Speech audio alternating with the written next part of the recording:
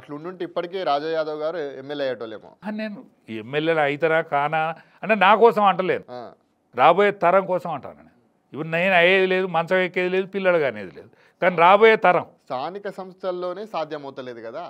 ఎందుకు హాడ్ అనేవారికి ఎందుకు మీరెందుకు వెనకాలి, మీరెందుకు బలహీనులు అవుతాను, మీకెందుకు బలం తక్కువ మీ అవుతాను. దగ్గరే ఉంది కదా, ప్రభుత్వం మీదే ఉంది కదా, చేయొచ్చు కదా మరి. రాహుల్ గాంధీ చేస్తానంటాడేమో, ఇన్నాళ్ళు చేయనా ఆయన చేస్తానంటాడు కదా, వీళ్ళు కూడా చేయాలని నేను అంటాను.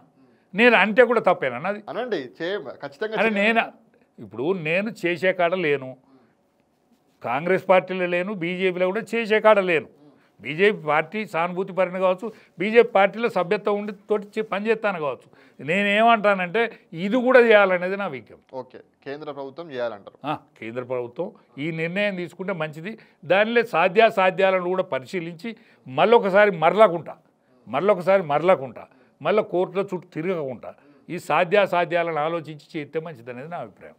సరే, ఒకటి ఇప్పుడు చాలా రోజుల తర్వాత క్యాస్ట్ సెన్సెస్ అనేది కేంద్ర ప్రభుత్వం నిర్ణయం తీసుకుంది. చాలా మంచి శుభ పరిణామం. వాస్తవంగా చెప్పాలంటే దేశంలో 90 సంవత్సరాల తర్వాత ఈ సెన్సెస్ జరుగుతుంది. ఇది 100% పారదర్శకంగా జరగాలని ప్రతి ఒక్కరూ కోరుకుంటాం, అందులో మనం కూడా కోరుకుంటాం. ఈ క్యాస్ట్ సెన్సెస్ తర్వాత భారతదేశం యొక్క సామాజిక సమీకరణాలు కానీ కులాలు కానీ ఎలా ఉండబోతాయి, అసలు ఎట్లా ఊహించుకోవచ్చు మనం అసలు ఇది?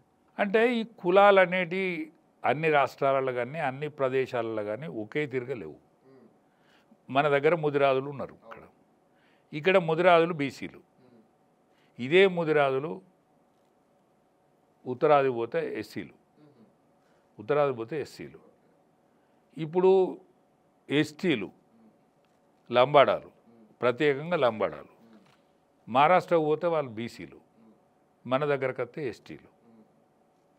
ఇప్పుడు కర్ణాటకలో వాళ్ళకి ఎట్లున్నదో తెలియదు.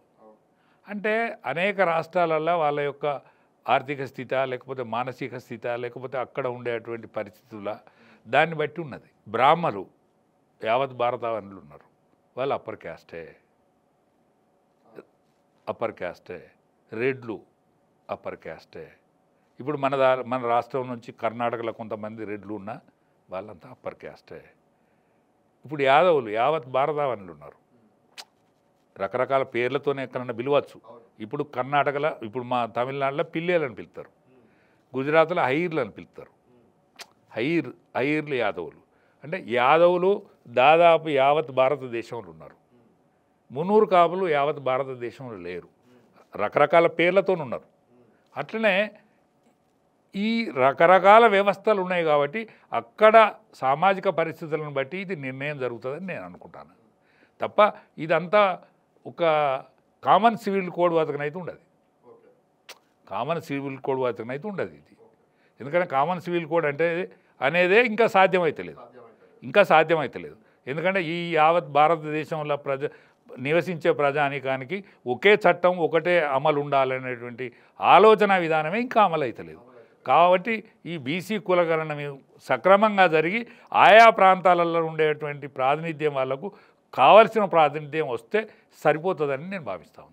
ఈ క్యాస్ట్ సెన్సస్ పూర్తయిన తర్వాత తెలంగాణలోని కులాలపైన కానీ తెలంగాణ జనాభా పైన కానీ తెలంగాణ పైన అసలు ఓవరాల్గా చెప్పాలంటే దాని ప్రభావం ఎట్లుండబోతుంది? ముఖ్యంగా తెలంగాణలో మైనారిటీ కమ్యూనిటీ అయినటువంటి రెడ్డిరావులే పరిపాలించారు, అందులో అయితే బాబానాయన పరిపాలించారు. వాళ్ళు ఎంత ఉంటారంటే ఏళ్ళ మీద లెక్క పెట్టి అంతే ఉంటారు. మిగతా వాళ్ళందరూ ఎస్సీ ఎస్టీలు బీసీలే. కాబట్టి ఈ బీసీలకు అయినా ఇప్పుడైనా మంచి రోజు వస్తుందని నేను ఆశిస్తాను. ఈ యొక్క కులగణన ద్వారానైతే దేశంలో బీసీలకు కొంత లాభం జరుగుతుందని చెప్పేసి అయితే మీరు అనుకుంటున్నారా? ఇప్పుడు తలెత్తుకొని తిరిగే లెక్కనైతే ఉంటుంది కదా, ఒకరు వాళ్ళు చుట్టుకున్నట్టు ఉంటుంది కదా, తలెత్తుకొని తిరిగే లెక్కనైతే ఉంటుంది కదా. పరిస్థితులు ఏదైతే ఉన్నాయో అణచివేతకు గురైన వర్గాలు ఇవన్నీ అణచివేతకు గురైన వర్గాలు. ఈ అణచివేతకు గురైన వర్గాల నుంచి వచ్చే ప్రెషరే కులగణన. పార్టీలు ఏవైనా కానివ్వండి, పాలకులు ఎవరైనా కానివ్వండి, ఆ ప్రభావం వ్యతిరేక స్వభావము అనేది అణచివేత నుంచి పుడుతుంది ఎప్పుడైనా. ఇప్పుడు తెలంగాణలో కూడా అణచివేత నుంచే పుట్టింది. అది చెన్నాయుడు పుట్టియలే కేసీఆర్ పుట్టియలే, అణచివేతకు వ్యతిరేకంగా పుట్టిందే ఉద్యమం. సరే, ఉద్యమం విషయానికి వస్తే మీ ఉద్యమ సహచరుడు కేసీఆర్ ఇటీవల వరంగల్లో చేపట్టినటువంటి బీఆర్ఎస్ పార్టీ రజతోత్సవ సభ పైన మీ అభిప్రాయం ఏంది? అసలు అది సక్సెస్ అయిందా? అంటే ఆపరేషన్ సక్సెస్ కానీ కాన్పు దక్కల. ఆపరేషన్ సక్సెస్ వాళ్ళు మౌలికమైన పొరపాట్లు చేసింది. కేసీఆర్ గారు చేయరు ఇటువంటి పొరపాట్లు, కానీ మౌలికమైన పొరపాట్లు అంటే ఏ విషయంలో? సభ విషయంలో? సభ విషయంలో. ఇప్పుడు ఒక రాజకీయ పార్టీ, ఒక సజీవమైన రాజకీయ పార్టీ అంతకంటే ముందుగాల సమావేశం అవుతుంది, బాడీ సమావేశం అవుతుంది, ఏ తీర్మానాలు ప్రవేశపెట్టాలనేది చర్చ జరుగుతుంది, అలా ఆ ఒపీనియన్స్ జరుగుతాయి, ఆ తీర్మానాల జరగాలి. అది జరగలేదు. చెన్నారెడ్డి అది ప్రజాసమితి కానీ ఈయనే టీఆర్ఎస్ కానీ లేకపోతే దాన్ని బీఆర్ఎస్గా మార్చుకున్న విధానం కానీ ఇవన్నీ ఉద్యమ పార్టీలు, ఉద్యమం నుంచి పుట్టిన పార్టీలు. ఇప్పుడు ఆనాడు కాళోజీ నారాయణరావు ఒక ధిక్కార స్వరం, ఆయన కాళోజీ ప్రాంగణం అని పెట్టేది.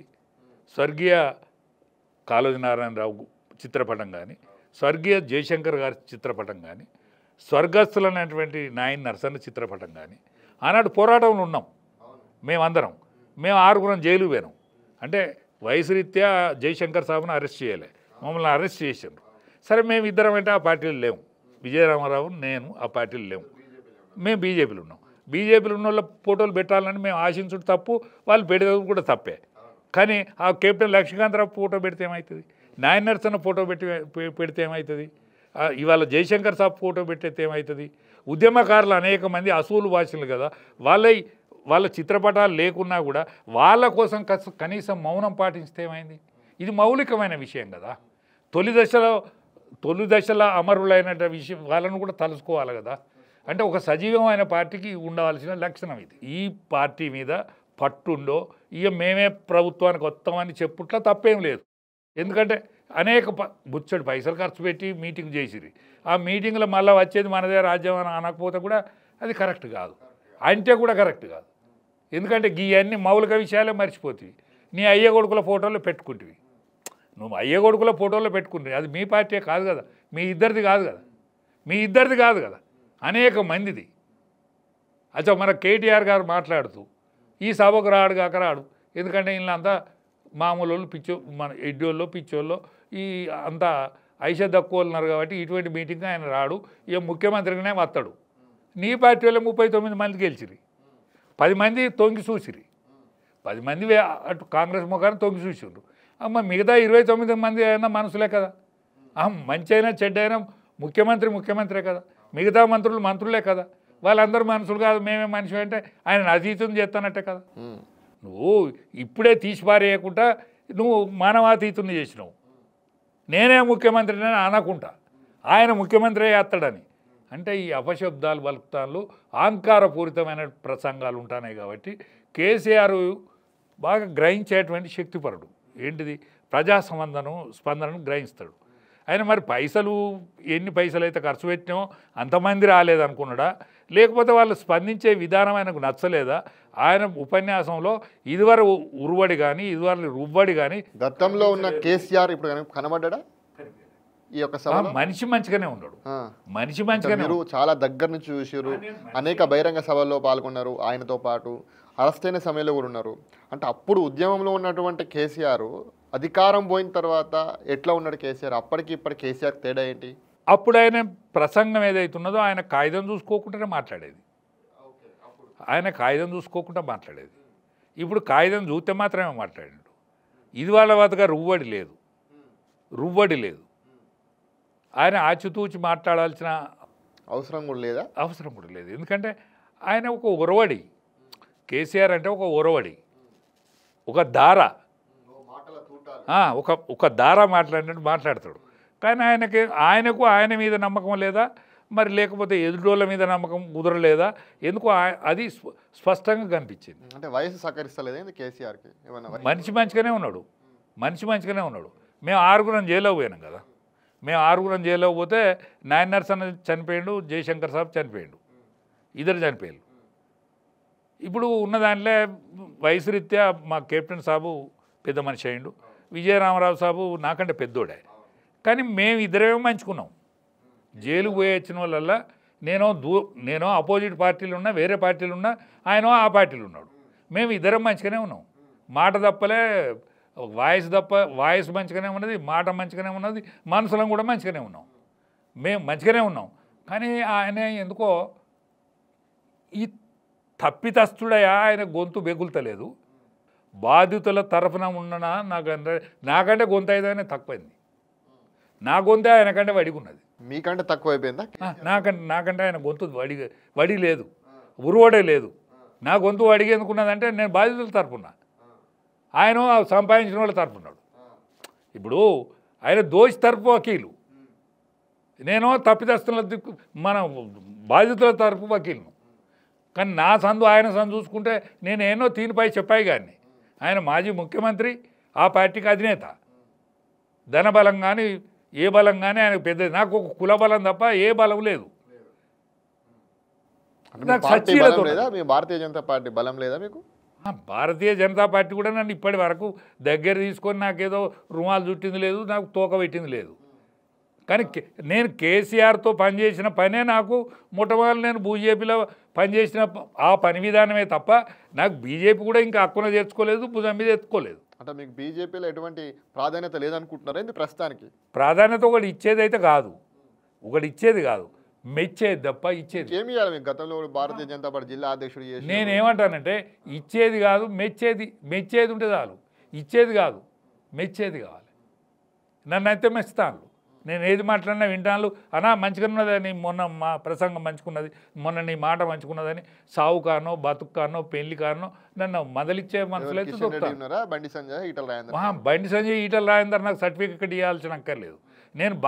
నేను పెళ్లి కాడికి పోతే ఆడోళ్ళు కూడా ముందటికి వచ్చి మీ వీడియో చూస్తాను సార్, రాజా గారు మీ వీడియో చూస్తాను సార్ అంటాను. అదే గొప్ప నాకు. బండి సంజయ్ నా వెనుదర్శుడో, ఈటల రాజేందర్ నన్ను శభాషనుడో, లేకపోతే కిషన్ రెడ్డి నన్ను శభాషనుడో అంటరా అనరా వాళ్ళ ఇష్టం. కానీ మామూలు సామాన్యులు నా గురించి మాట్లాడుకుంటాను, అది కావాలి నాకు. ఇవాళ నేను సాగు కాడిపోతే నా గురించి మాట్లాడుకుంటాను. ఇప్పుడు పీనిగా గురించి మాట్లాడుకుంటాను, దాని తర్వాత నా కోసం ఏళ్ళు చూపెడతాను.